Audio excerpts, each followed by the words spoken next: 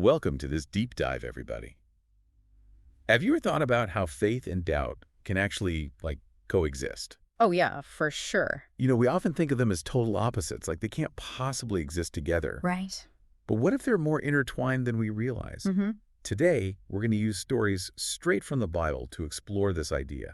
Plus, we'll bring in some thoughts from different Christian thinkers. I think it's fascinating because so much of the conversation around faith and doubt just gets, oversimplified. So we're going to be looking at all different kinds of sources to really get a sense of all the nuance here. Exactly. Okay, so let's start with a scene that's pretty dramatic, almost like something out of a movie. Mm-hmm. Peter walking on water. Right. You can find it in Matthew 14.31. And the whole thing is so intense, Peter's defying gravity, right? He's actually walking on water Mm-hmm. until doubt creeps in. And then splash, he starts to sink. Yeah. I mean, if Peter, who was one of Jesus' closest disciples, struggled with doubt, what does that say about us? About our own moments of uncertainty? Totally. Hmm. Right. Peter was practically Jesus's right-hand man, and he falters. So it really challenges this whole idea that if you have doubt, that equals weak faith. Instead, what we see is that doubt is a universal experience, something that even the people closest to Jesus dealt with. And think about how Jesus reacts. He doesn't get mad at Peter. He doesn't say, "I told you so." Right. Instead, he asks, "Why did you doubt?" It's almost like he's saying, "Hey, let's explore this together. There's something we can learn from That's this." such a crucial point. Jesus isn't saying that doubt is a bad thing. He's inviting Peter and, by extension, us to actually look at it, to understand it, not just push it away or pretend it's not there. I love that. Okay, so we're seeing that doubt is a normal thing. But then we have verses like Matthew 21.21, where Jesus says that faith can move mountains, but doubt can block that power. Or Mark 9.23, where it says that everything is possible for one who believes. Right. Those verses seem to contradict the idea that it's okay to doubt, don't they? Yeah. I mean, those verses are often used to say that doubt is bad, faith is good, end of story. Right. What if we looked at them a little differently? What if they're actually not meant to make you feel guilty if you have doubts? Okay. What if, instead, they're trying to show just how powerful faith can be while acknowledging that doubt will always be there to, test it? Yeah. So it's like, look, faith is this incredible force, but it exists in a world where doubt is also a reality. Right. And how we deal with that tension, how we handle that push and pull between faith and doubt is really important. Exactly. It's this balancing act. And those verses are reminding us of what's at stake. Yeah. They're not saying never doubt. They're saying understand that doubt can, put limits on what's possible. Okay, that makes a lot of sense. Now, I want to talk about doubting Thomas. He's famous for needing to actually touch Jesus's wounds to believe in the resurrection. Yeah. Even after he had already seen other miracles. You can find that in John 20.27. Yeah. It feels like he's setting a pretty high bar for belief. It does. But just imagine for a second being in Thomas's shoes. Mm-hmm. He's just witnessed the resurrection. Right. It's a mind-blowing event. So is it really that strange that a part of him needed some kind of physical proof to actually wrap his head around it? That's true. It's like when something so unbelievable happens that your brain almost can't process it. You need something tangible to make it real. Right. And once again, notice Jesus's reaction. He doesn't put Thomas down for having doubts. Yeah. He gives him exactly the proof he needs. He invites him to actually touch the wounds and experience it for himself. It's like he's saying, "Hey, I get it. This is really hard to grasp. So let me help you bridge that gap between what your mind is telling you and what you're actually seeing." Exactly. And it points to something we see throughout the Bible. Compassion for those who doubt. Romans 14.1, for instance, talks about accepting those who have what might be called weaker faith without getting into arguments with them. And 1 Corinthians 12.9 actually says that faith is a gift from the Holy Spirit, but it looks different in each person. Right. So even within a church community, you're going to have people who are at different points in their journey with doubt.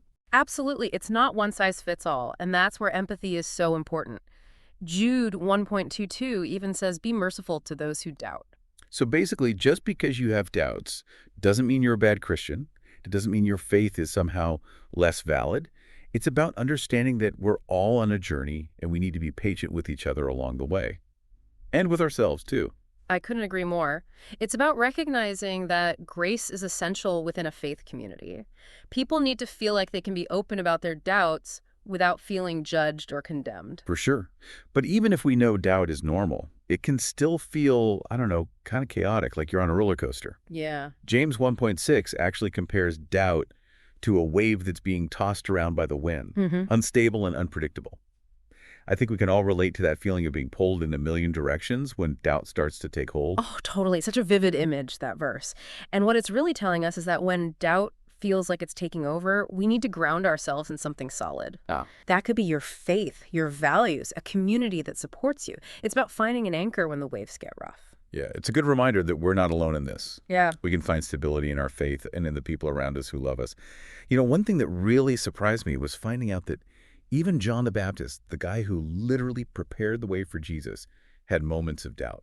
Wow, really? It's true. It's in Matthew 11:2 to 6. Mhm. John the Baptist was in prison, and he started to question if Jesus was really the Messiah.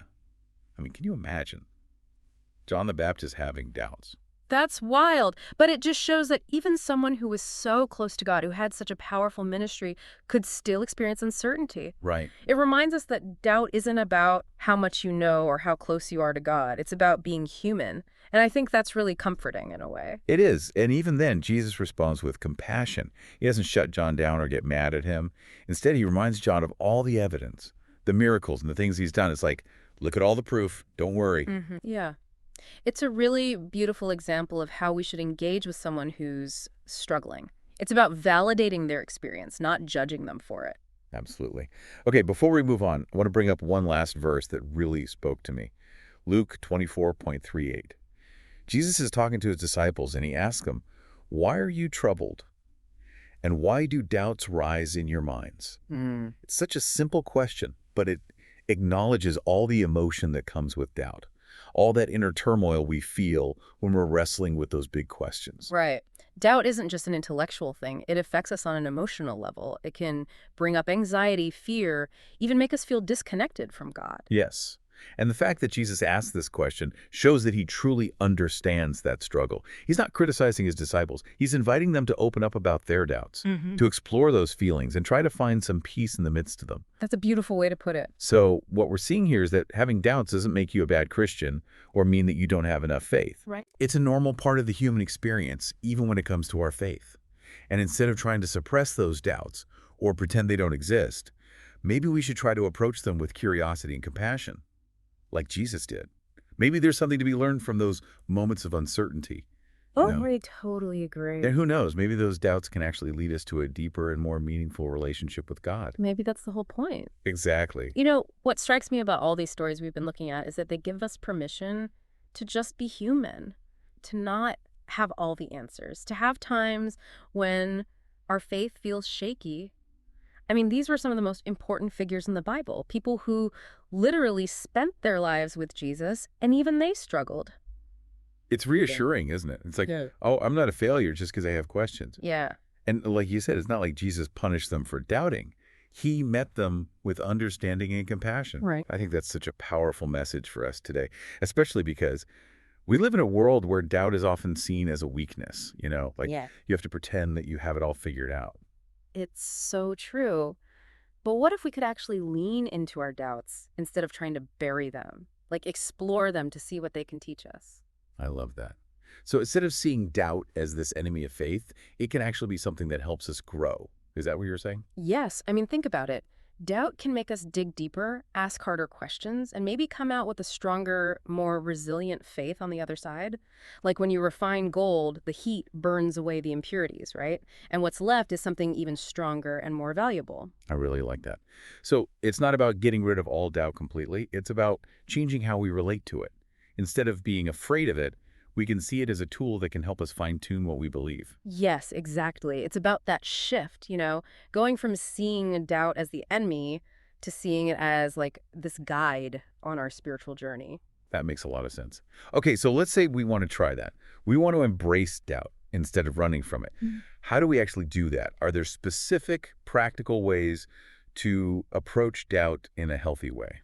Well, I think one of the most important things is to create a safe space for yourself to really explore those doubts. Okay. And that might mean finding someone you trust, like a close friend, a mentor, a spiritual leader, someone you can be totally open and honest with. Yeah, and I think it's also important to remember that we're not alone in this. Yeah. Everyone faces doubts at some point. Yeah. The people we trust have probably gone through similar things themselves. Oh, absolutely. And I think that sharing your doubts with someone can be such a huge relief. And sometimes it helps us work through them in a healthier way. Like you might get insights or a new perspective that you wouldn't have discovered on your own. That's so true. And what about engaging with our doubts intellectually? Yeah. I mean, reading books, listening to podcasts, talking to people who have different views.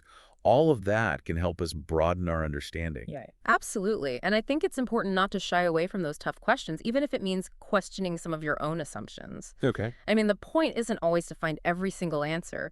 It's about honestly seeking truth. And what about those times when we're stuck with that uncomfortable feeling of not knowing? It can be really hard to just sit with uncertainty, especially when it comes to our faith. Yeah, you're right. Sometimes there aren't any easy or immediate answers. And that's okay. The process of really wrestling with the doubt, that struggle itself, can be just as important as finding a clear-cut solution. So instead of getting hung up on finding the perfect answer, we can see the doubt itself as a valuable part of the journey. It's part of the process. Exactly. And I think it often leads to deeper reflection and like a more nuanced understanding of our faith. Like it's not just black and white. There are shades of gray. That makes a lot of sense. So far, we've been looking at doubt from a biblical perspective.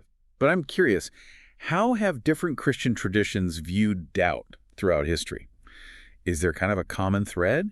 Or are there a lot of different opinions out there? Ooh, that's a really interesting question. I mean, of course, there are some differences between denominations, but I think in general, most Christian traditions acknowledge that doubt is real. And it's actually really widespread. Okay. Why don't we look at a few examples just to get a sense of how this is played out? Yeah, let's do it. So, first, let's consider Catholicism. The Catholic Church, with its incredibly long history and deep theological tradition, sees doubt as like part of what it means to be human. They really emphasize the importance of reason and using your intellect in matters of faith. So asking questions and seeking a deeper understanding isn't seen as some kind of betrayal. So it's not about just blindly accepting everything you're told. You're allowed to think for yourself. Exactly. In fact, Catholic thinkers often point to St. Augustine, who famously said, faith-seeking understanding. Oh, I like that. Right. And it suggests that faith isn't just about believing a certain set of things. It's about continually exploring, questioning, and trying to make sense of it all. So doubt can actually be a way to understand your faith on a much deeper level. Yes. Now let's look at Protestantism. This tradition emphasizes personal interpretation of the Bible, so it tends to view doubt as an individual struggle that can ultimately lead to growth. Okay.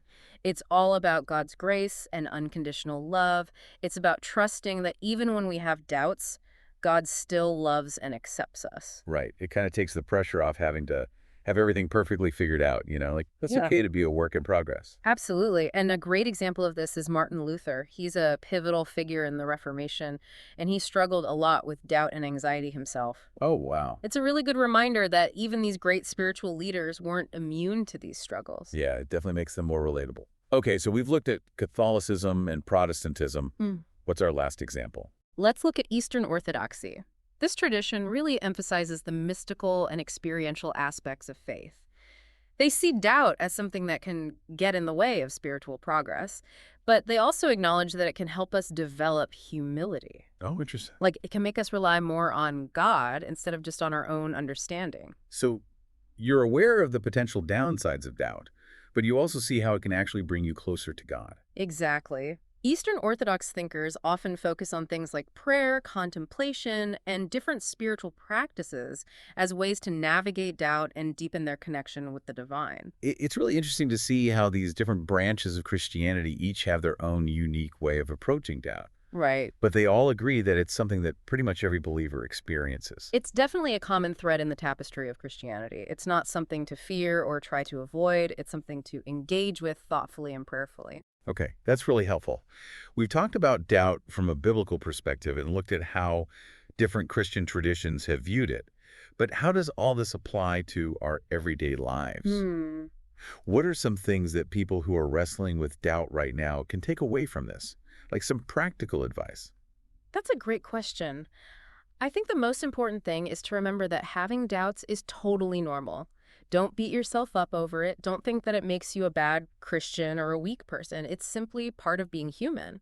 It's about giving yourself permission To be on a journey. You don't have to have it all figured out. Exactly.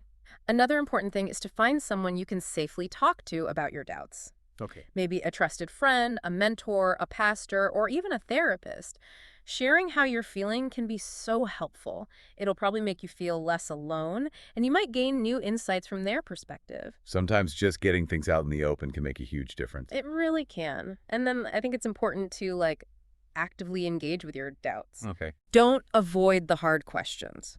Read books, listen to podcasts, talk to people with different perspectives. Remember, it's not always about finding all the answers. It's about honestly and sincerely seeking truth. It's like bringing those doubts out of the shadows and into the light where you can really examine them. Yes. Another thing is to practice self-care. Doubt can be really draining emotionally, so it's important to take care of yourself on all levels, physically, emotionally, and spiritually. Make sure you're getting enough sleep, eating healthy food, exercising, and doing things you enjoy. I can't overstate how important it is to take care of ourselves, physically and emotionally. Yeah. It has a huge impact on our spiritual well-being. So true. And lastly, never forget that God is with you, even when you're filled with doubt. You are not alone. God's love and grace are always there, especially when you're struggling. It's like remembering that even when we're going through really tough times, there's this light guiding us forward. Beautifully said. Okay, so we've heard a lot of encouraging things about doubt. But I have to admit, there's one thing that always worries me.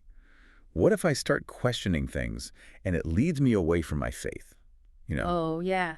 What would you say to someone who's dealing with that fear? I think that's a totally valid fear. I mean, I won't deny that doubt can be like a slippery slope for some people.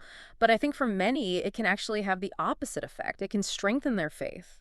When you face those doubts head on, when you really grapple with what you believe, it can take your faith to a whole new level. Right. It's not about just passively accepting what you were taught growing up. Exactly. It's about actively engaging with those questions and coming to your own conclusions. Yes, and I think that process can lead to a more mature and resilient faith.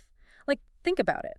If you've gone through the fire of doubt and come out the other side, your faith is going to be stronger because it's been tested. It's not that doubt destroyed it, it actually refined it. I love that.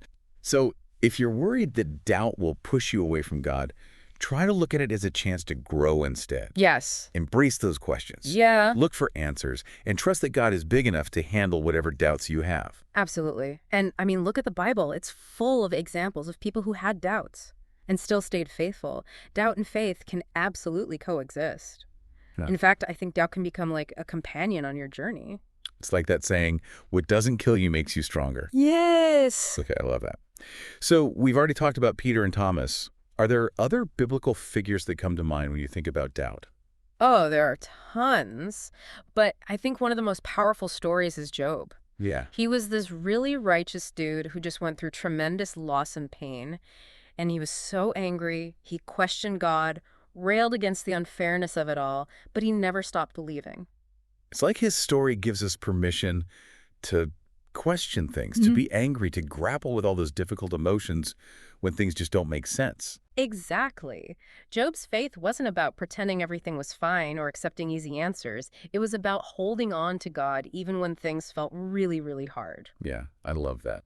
And what about King David? Oh, yeah. Good word. He wrote so many of the songs, and you can really see all those raw emotions. Doubt, fear, anger, despair. He just poured his heart out to God. The Psalms are so powerful because they show us that it's okay to be totally honest with God. We don't have to pretend that we have it all together or hide our doubts. Right. We can come to God with our messy, real emotions, all our questions and doubts, and lay it all out before Him. It's like being reminded that God can handle our honesty. He doesn't want us to pretend. He wants us to come as we are. Exactly. And, even Jesus himself experienced doubt. Remember the scene in the Garden of Gethsemane? Jesus knows what he's about to face, and he cries out to God, "My Father, if it's possible, may this cup be taken from me." He's questioning God's will in that moment, but he ultimately surrenders to it.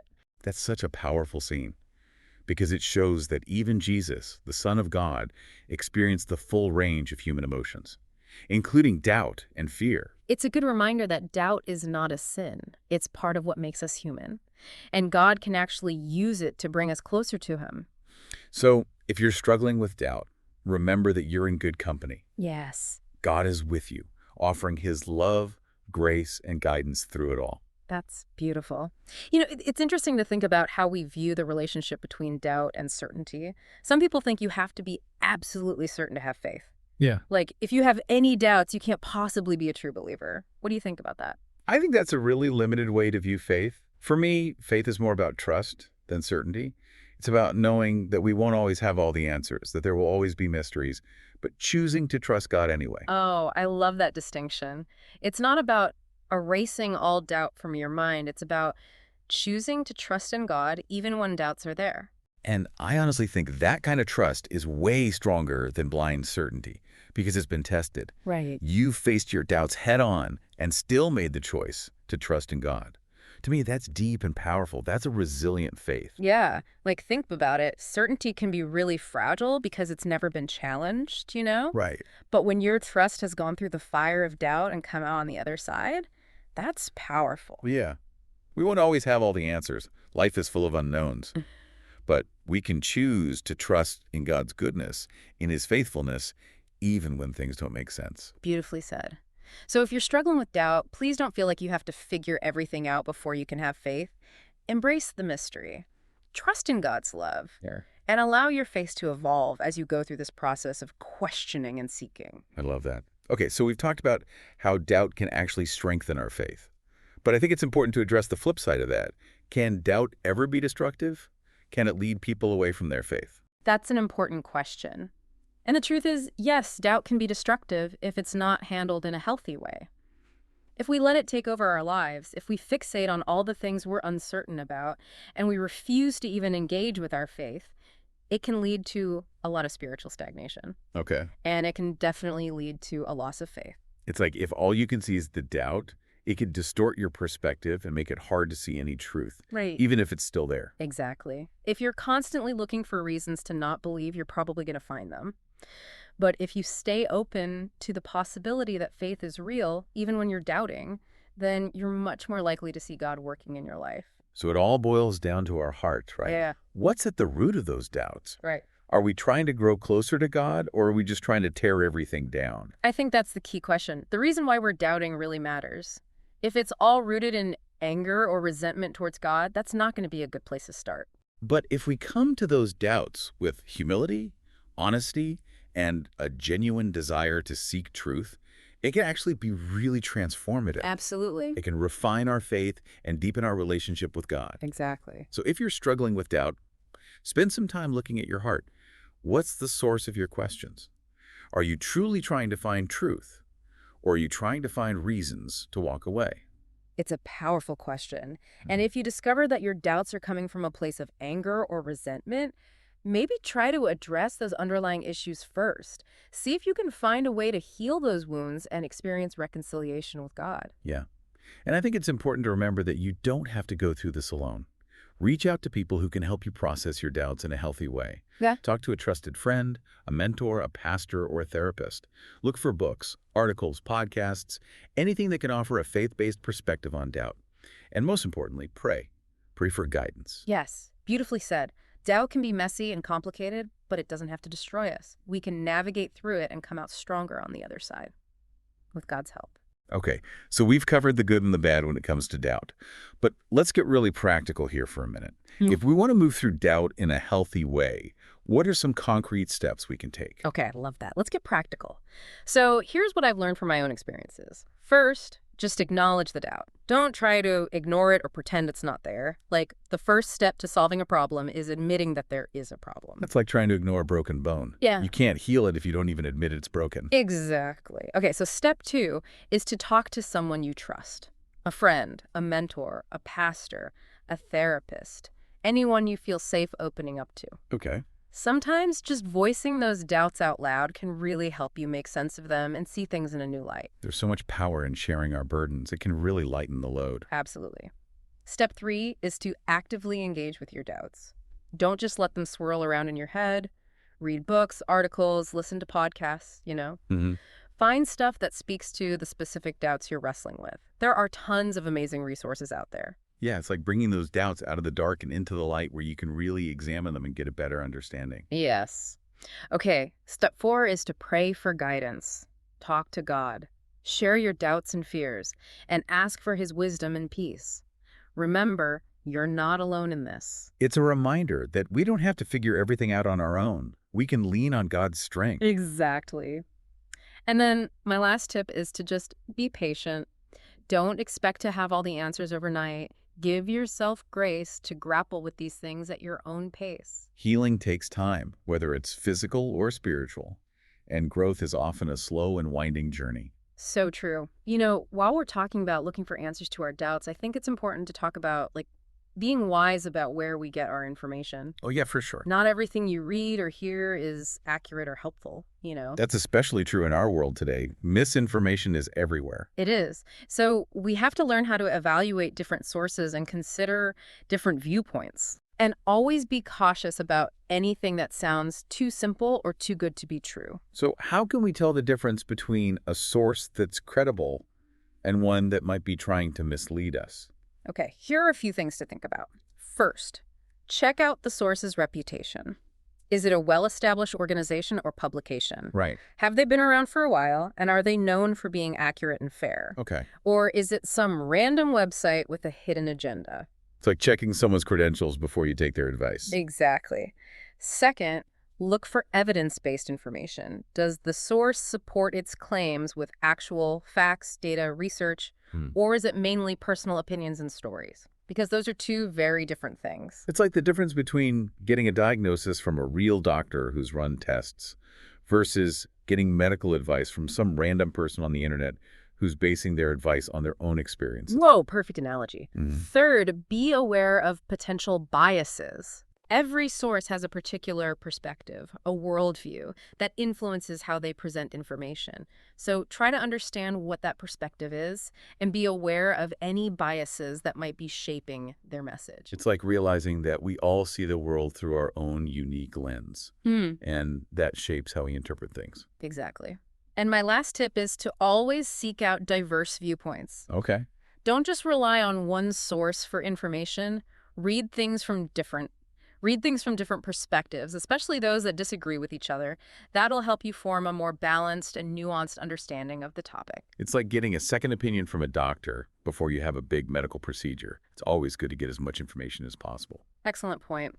All right, let's shift gears a bit and talk about community. Okay. When we're struggling with doubt, it can be so helpful to connect with other people who share our faith. Absolutely.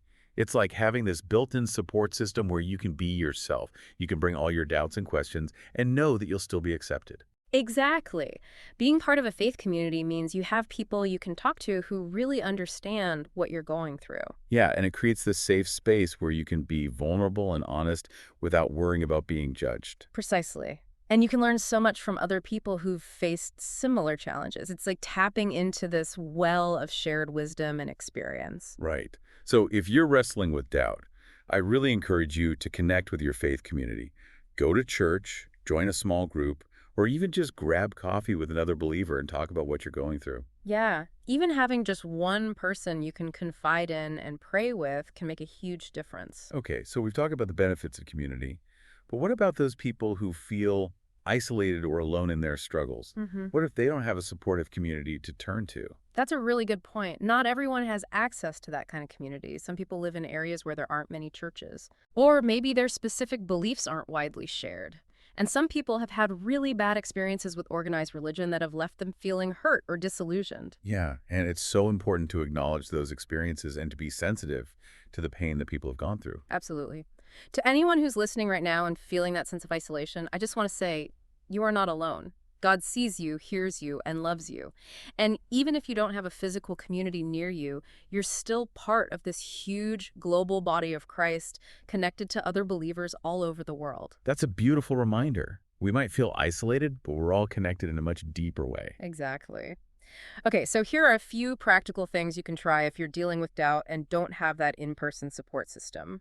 First, explore online resources. There are websites, blogs, podcasts, even entire online communities devoted to faith and doubt. You can find all sorts of stuff. Articles, videos, forums where people share their experiences and offer support. It's really incredible. It's amazing how technology can bridge those gaps and connect us with like-minded people, even when we're miles apart. Right. Okay, my second tip is to find a mentor or counselor. If you don't have a church community or close friends who understand what you're going through, try reaching out to a pastor, a spiritual director, or a therapist who specializes in these kinds of things. Yeah, sometimes just having that one-on-one connection with someone who can listen and offer guidance can make all the difference. Absolutely. My third tip is to immerse yourself in Scripture. Read the Bible. Okay. Read devotional books, maybe writings by theologians or Christian thinkers who've grappled with doubt themselves. All of that can give you comfort, guidance, and even some new perspectives. It's like tapping into this ancient wisdom that's been passed down through generations. Exactly. Fourth, pray. Pray for guidance and strength. Remember, God is always there, even when we feel completely alone. Talk to Him. Share your doubts, your fears, and ask for His wisdom and peace. It's a reminder that we're never really alone because God is always with us, always listening. Beautifully said. And lastly, just be patient with yourself. Remember that navigating doubt takes time. There are no magic solutions. Right. Give yourself the grace and space to process everything in your own time. It's like I said before, healing takes time, and spiritual growth is often a really long and winding road, full of twists and turns. So true. One reason I think people hesitate to get help with their doubts is because they're worried it'll make them look weak. Yeah, I think that's a common fear. Like they feel like they should have it all figured out, or that it's somehow wrong to be struggling, especially in a religious context. Yeah, there's still a lot of stigma surrounding mental health, especially within faith communities. It's sad that we've created this culture where it's seen as shameful to admit you're struggling. But honestly, seeking help takes a lot of courage. It shows self-awareness and a willingness to reach out for support when you need it. Right, it's about recognizing that we're not meant to go through this life alone. We need each other.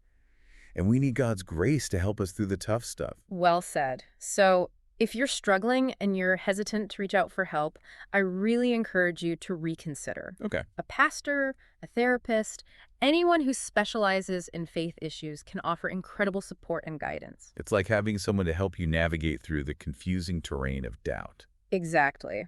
Okay, now let's talk a little bit about how our personal experiences shape our faith.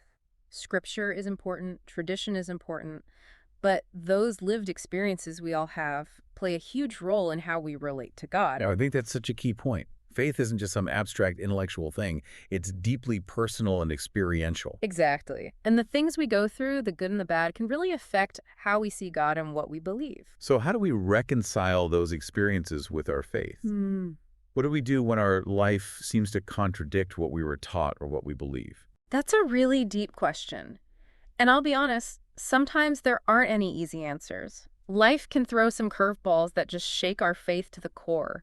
And in those moments, it's okay to struggle. It's okay to ask why. It's about giving ourselves permission to question, to doubt, to wrestle with those difficult emotions. Exactly. God can handle it. He wants us to come to Him as we are, with all our doubts and questions and pain. He's big enough to handle our messy, complicated lives.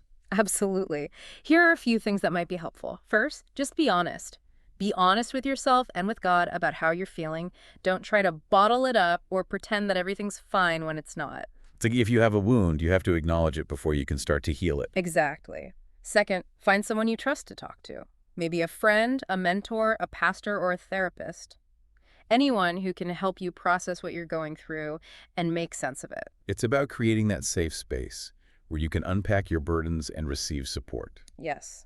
Third, remember that God is with you in your pain. You are not alone. Even if you don't understand why things are happening, trust that God is there and that He cares. It's about holding on to hope, even when it feels like everything's falling apart. Beautifully said.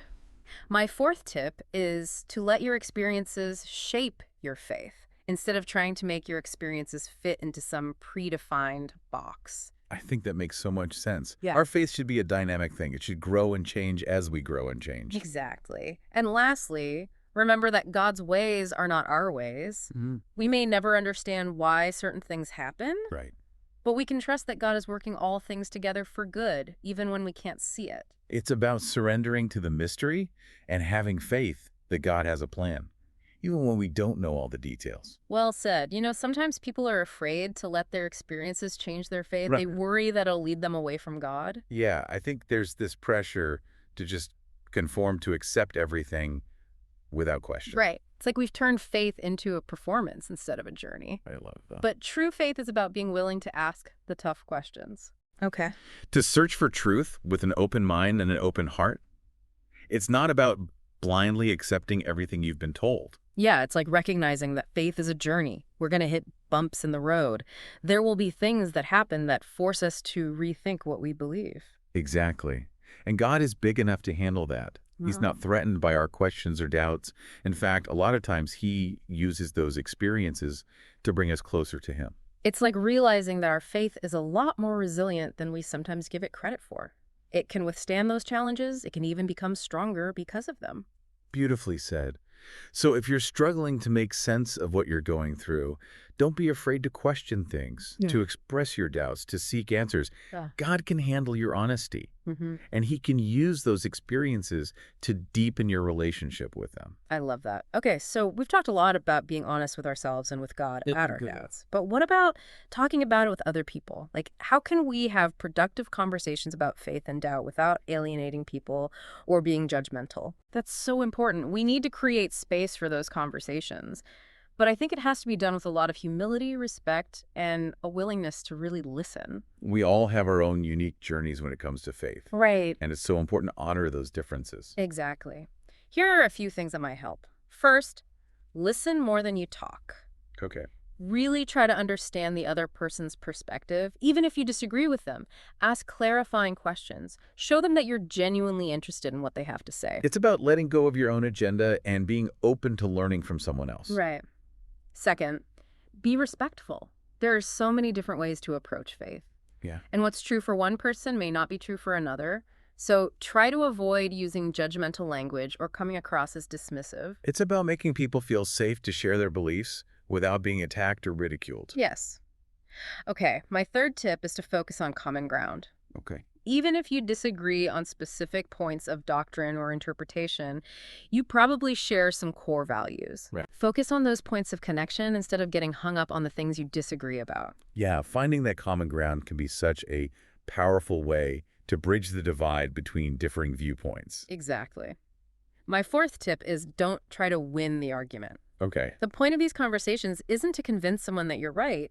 It's to foster understanding and build mutual respect. Faith isn't a competition. We're all on this journey together. Beautifully said. And then my last tip is to be open to being changed by the conversation.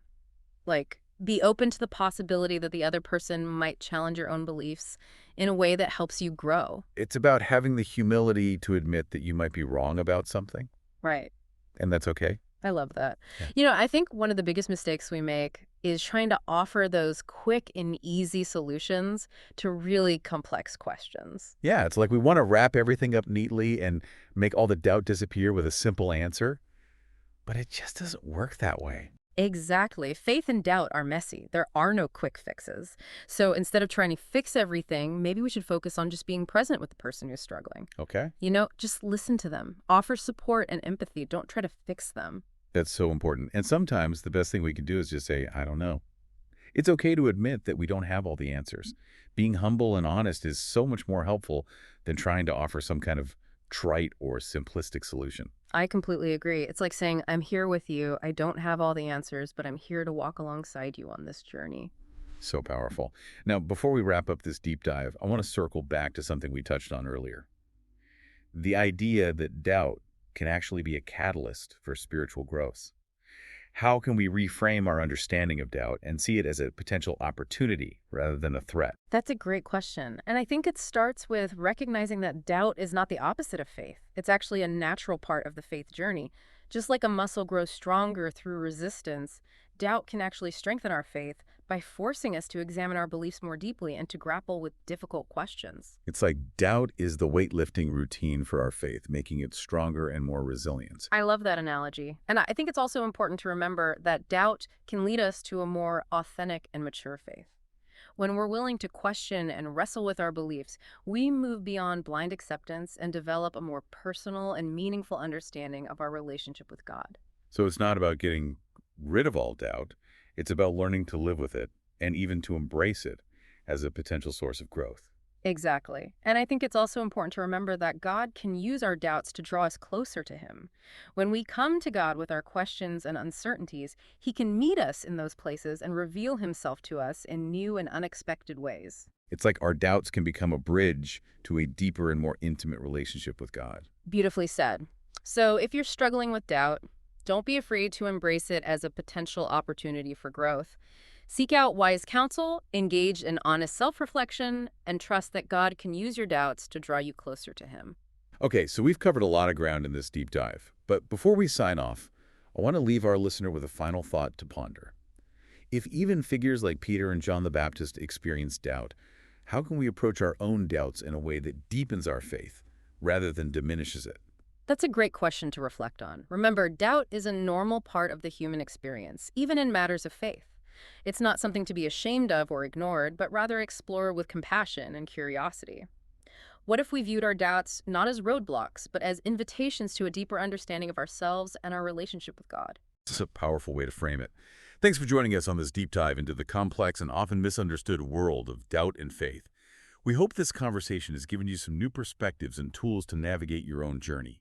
Until next time, keep exploring, keep questioning, and keep seeking truth.